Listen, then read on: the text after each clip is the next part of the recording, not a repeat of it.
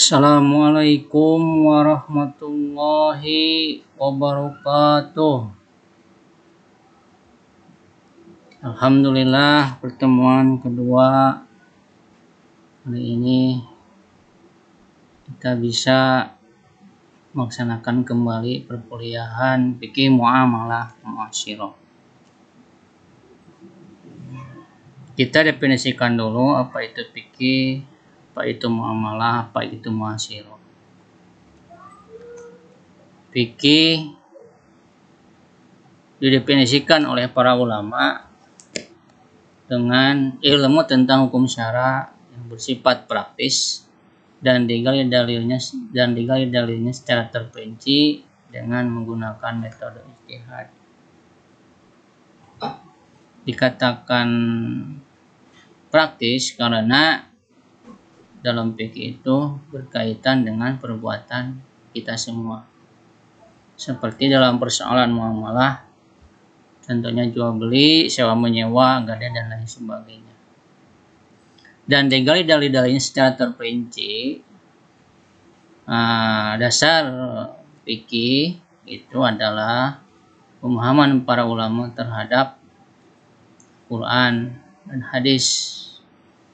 Oleh mereka digali dalilnya secara terperinci dengan menggunakan metode ijtihad. Ijtihad adalah pengerahan segenap kemampuan para ulama guna menemukan hukum yang menjadi pijakan ketika menjelaskan permasalahan yang sedang dihadapi oleh para ulama. Oleh karena itu, orangnya disebut mujtahid. Nah, sekarang apa itu pengertian muamalah? Muamalah adalah hukum syara yang mengatur pergaulan manusia di dunia. Tujuannya agar terlaksananya kemaslahatan manusia seperti jual beli dan yang lainnya. Ibnu Arbidin yang mendefinisikan seperti ini. Atau hukum syara yang mengatur kehidupan manusia berkaitan dengan urusan harta. Usman Sabir dan demikian. Nah, ini dipersempit pengertian muamalah tersebut karena muamalah secara umum adalah tidak hanya berkaitan dengan jual beli, tetapi masalah-masalah yang berkaitan dengan pergaulan manusia di dunia seperti pernikahan, politik, pidana dan lain sebagainya.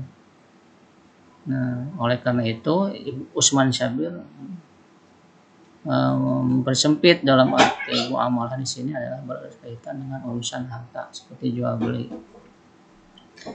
Apa itu muasyirah? Muasyirah artinya masa sekarang atau kontemporer yang membutuhkan pemecahannya yang sebelumnya belum pernah terjadi masalah tersebut, atau dengan kata lain muasyirah itu adalah modern.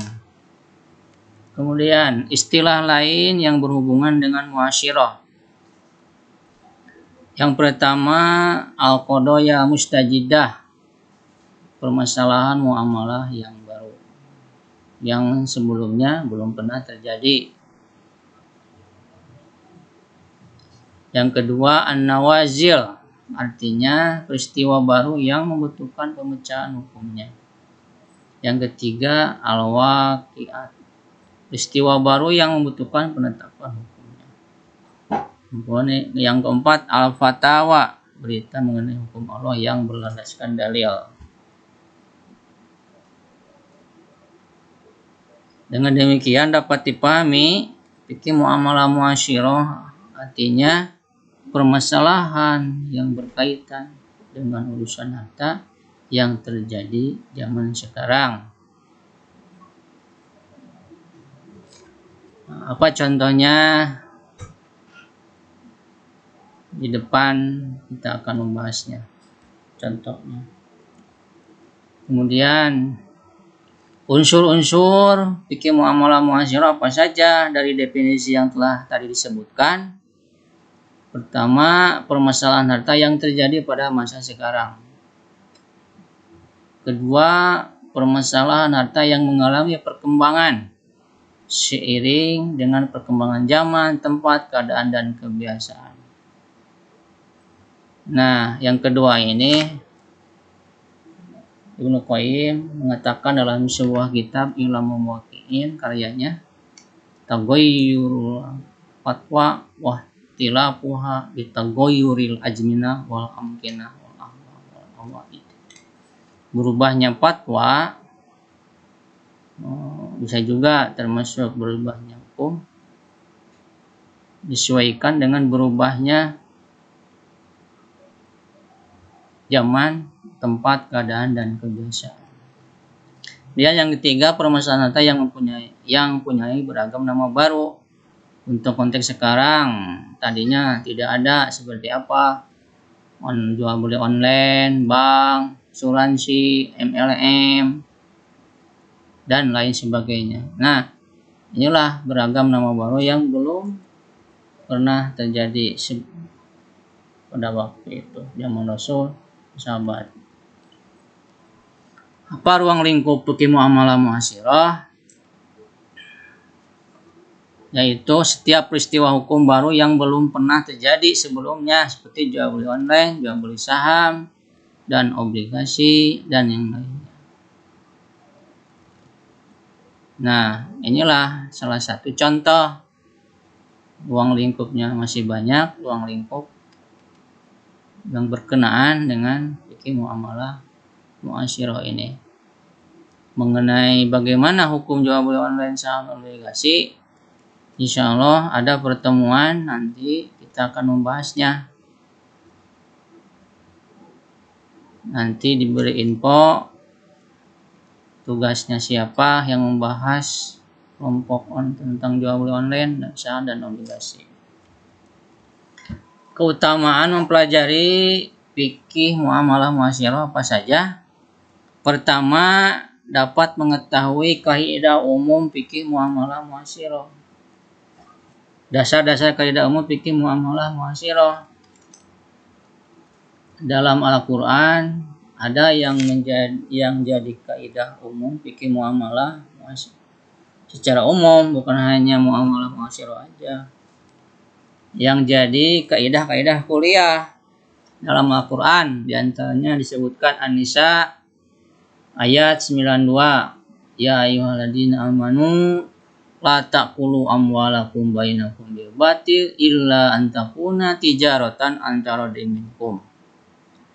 Ayat ini berkaitan dengan larangan kita untuk memakan harta dengan jalan batil, kecuali jalan perniagaan, ridho sharing ridho. Ini jadikan kaidah umum.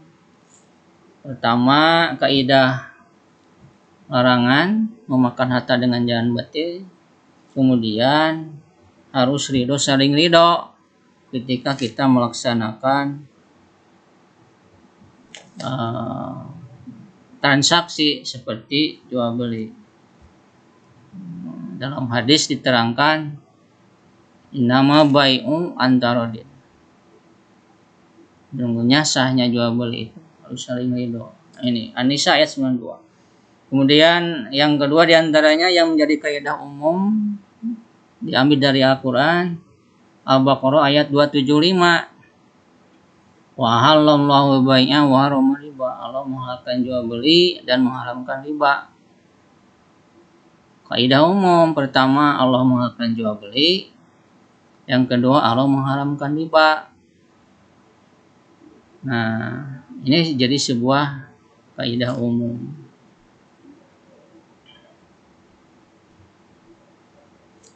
Kemudian yang kedua, dapat mengetahui hukum asal akad dan syarat dalam fikih muamalah muasyirah. Al-aslu bil muamalah min uqudin wa syurutin al-ibah. Hukum asal dalam persoalan muamalah maliyah yang berhubungan dengan akad dan syarat adalah diperbolehkan. Dalam kaidah ini kita diberikan keleluasaan untuk melaksanakan akad, perjanjian, begitupun sepanjang tidak bertentangan dengan dalil-dalil umum dalam Al-Quran. Oleh karena itu, ruang lingkup permasalahan fikih muamalah diberikan keleluasaan melaksanakan akad.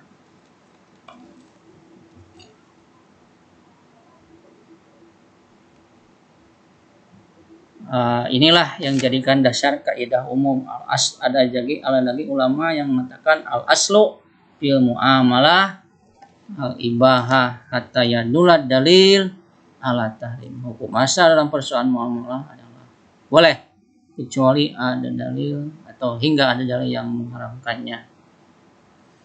Berbeda mengenai hukum asal ibadah, al aslu fil ibadah at tahrim. Hukum asal dalam persoalan ibadah adalah haram dilakukan hatta yadullah dalil ala ibadah, sampai ada dalil yang membolehkan. Oleh karena itu dalam persoalan ibadah, barang siapa yang mengada-adakan sesuatu yang tidak ada zaman Rasul dalam persoalan ibadah, itulah dikatakan bid'ah. Oleh karena itu dilarang. Jadi ada perbedaan pokok signifikan antara ibadah dan muamalah.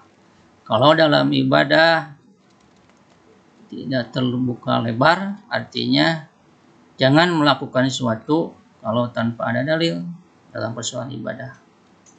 Kalau dalam persoalan muamalah, kita diberikan keleluasaan, artinya dibolehkan sampai ada dalil yang mengharamkan. Dalam persoalan ibadah, dalam persoalan muamalah, berlandasan pada dalil walladzi khalaqalakum ma fil ardi jami'an. Dialah Allah yang menjadikan untuk kamu semua apa-apa yang ada di bumi. Kemudian ada lagi Allahul ladzi syakhara lakumul bahra litajriya al-fulka fihi bi amrihi. Allah telah menundukkan untuk kamu lautan agar kamu bisa memanfaatkannya dengan jalan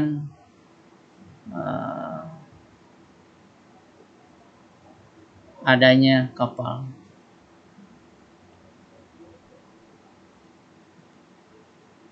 Selanjutnya al-muslimuna inda syurutihim. Nah, ini ada hadis Rasulullah yang mengatakan, riwayat Bukhari, hadisnya sahih, kita diperbolehkan melaksanakan perjanjian atau syarat sepanjang tidak bertentangan dengan fikih-fikih Islam.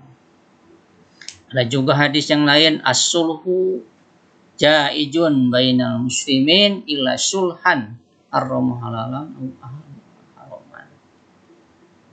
Kita diperbolehkan mengadakan perdamaian di antara kaum muslimin kecuali perdamaian yang di dalamnya mengharamkan yang sudah halal atau menghalalkan yang sudah haram. Ini artinya perjanjian, perdamaian dan akad yang berkenaan dengan fikih muamalah, dalil-dalil umumnya, kaidah-kaidah umumnya. Yang ketiga, dapat mengetahui dasar-dasar ilat atau rasiologis dan kemaslahatan dalam fikih muamalah muasyirah. Dalam persoalan fikih muamalah bersifat maqulatul makna ilatnya dapat dijangkau oleh akal. Artinya manusia boleh menafsirkan sesuai perkembangan zaman untuk kemaslahatan. Berbeda dalam ilat dasar ibadah ta'abudiyah, artinya kita menaati apa yang sudah ditetapkan, bersifat taukib, menaati apa yang sudah ada ketentuannya. Ini dasar-dasar yang perbedaan antara ibadah dan muamalah. Kalau dalam ibadah maqulatul makna, dapat dijangkau oleh akal, artinya rasional, rasio logis. Ketentuannya adanya intervensi manusia sesuai perkembangan zaman. Kalau dalam ibadah, ghair makulatul atau ta'abbudi, artinya manusia tidak berintervensi ketentuan di dalamnya karena udah dari sana oleh Allah dan Rasulnya ditetapkan. Kemudian yang keempat, dapat mengetahui persoalan hukum yang statis dan dinamis. Dalam persoalan muamalah pun ada yang statis seperti haramnya riba. Dari dulu sampai sekarang sampai kiamat, riba adalah haram baik sedikit maupun banyak. Ini persoalan statis dalam persoalan muamalah. Ada juga yang kedua, persoalan muamalah yang sifatnya dinamis seperti ijab qabul. Seiring perkembangan zaman, ijab qabul tidak mesti dengan ucapan, boleh dengan perbuatan, saling serah terima, seperti yang terjadi zaman sekarang ketika kita berjual beli di toserba. Ijab qabulnya tidak mesti dengan ucapan, tapi saling menyerahkan barang, saling menyerahkan, kita menyerahkan uang, penjual menyerahkan barang. Nah itu persoalan yang dinamis. Selanjutnya, apa saja referensi di antara referensi yang berhubungan dengan muamalah kedua yang muamalah muasyirah, di antaranya contohnya karya Usman Sabir berjudul Al-Muamalah Al-Maliyah Al-Muasyirah fil Fiqh Islam, penerbitnya Aman Darun Nafais Takan ke-6 tahun 2007. Demikian para mahasiswa perkuliahan pertemuan kedua fikih muamalah. Akhirul kalam, assalamualaikum warahmatullahi wabarakatuh.